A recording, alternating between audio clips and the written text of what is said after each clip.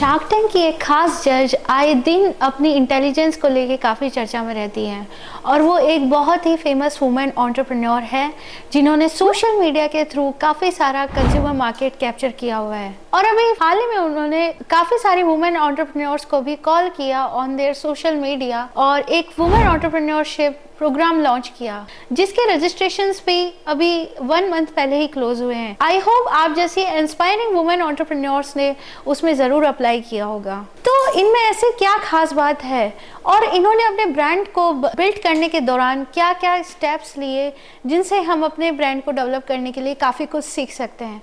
तो आइए आज बात करते हैं विनीता सिंह के ब्रांड शुगर कॉस्मेटिक्स के बारे में। बट उससे पहले क्या आप एक इंटरेस्टिंग फैक्ट जानते हैं कि विनीता सिंह ने 1 करोड़ के पैकेज को डिक्लाइन करके खुद का स्टार्टअप शुरू किया था। ये एक बहुत ही बड़ा डिसीजन होता है आपकी लाइफ के लिए। और मैं भी जब उनसे एक बिजनेस वर्कशॉप के दौरान मिली थी तो उन्होंने अपने लाइफ के स्ट्रगल को लेकर काफ़ी कुछ बताया।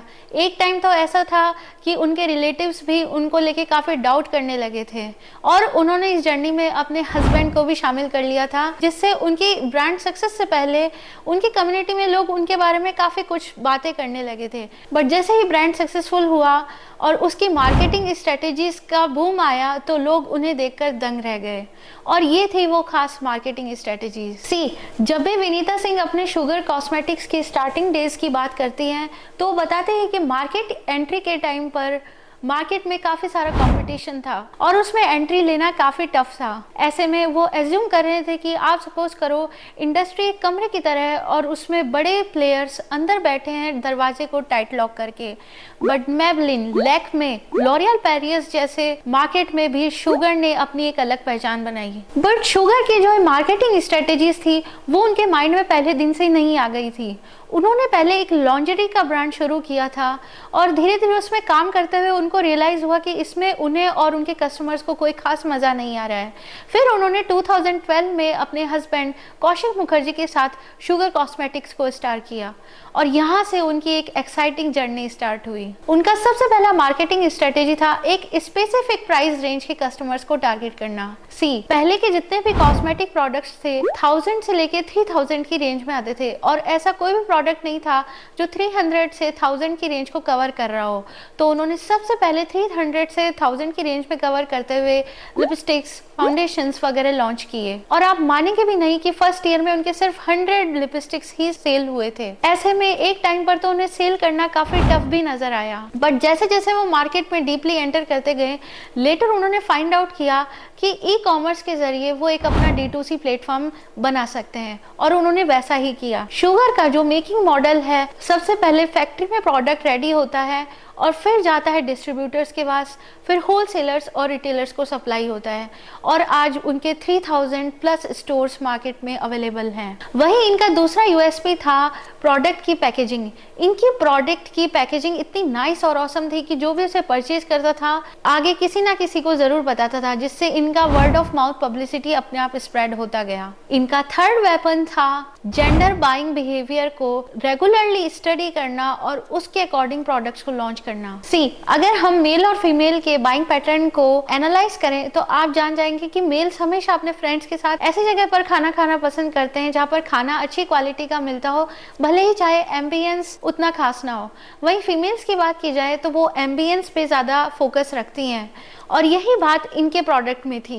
इनके प्रोडक्ट की पैकेजिंग इतनी अच्छी थी कि उसे बाय करके लोग अपने आप में एक प्रिविलेज फील करते थे और इससे आपस में पॉजिटिव फीडबैक जनरेट होता था जिससे इनकी सेल्स में अपने आप ही बूम आता गया। थर्ड थिंग थी कस्टमर को ही सोशल मीडिया इन्फ्लुएंसर बनाना। इन्होंने कभी भी बड़े रेंज के इन्फ्लुएंसर्स को रीच आउट नहीं किया। सपोज अगर किसी कम्युनिटी 10K to 1 लाख भी थी तो इन्होंने उसको भी टारगेट किया और उन्हें अपना प्रोडक्ट भेजकर एक अच्छा खासा रिव्यू करवाया जिससे इनकी कम्युनिटी बढ़ती गई और धीरे धीरे ये annually 175 to 200 million turns sugar products की सेल्स करने लगे। विनीता सिंह बताती हैं कि हमेशा एज ए ब्रांड आपको कस्टमर लॉयल्टी पे फोकस करना चाहिए और जैसे जैसे आप एक क्वालिटी डिलीवर करते हैं आपकी रिपीट सेल्स भी बढ़ती जाती है और कस्टमर्स आपसे ऑर्गेनिकली जुड़ते जाते हैं और इनकी इन्हीं बिजनेस इंटेलिजेंस और लेसन्स की वजह से ये आए दिन चर्चा में रहती है एंड उनके अकॉर्डिंग मार्केटिंग का प्राइमरी फोकस डायरेक्ट कंज्यूमर पे है और सोशल मीडिया मार्केटिंग इसका सबसे बड़ा मीडियम है। तो शुगर की प्रोग्रेस से हम काफी कुछ सीख सकते हैं और इन्हीं सब बिजनेस लेसन्स को फॉलो करते हुए आप भी अपना एक बड़ा ब्रांड डेवलप कर सकते हैं। और जैसे जैसे आपका ब्रांड नेम मार्केट में ज्यादा स्प्रेड होता जाता है, इन्वेस्टर्स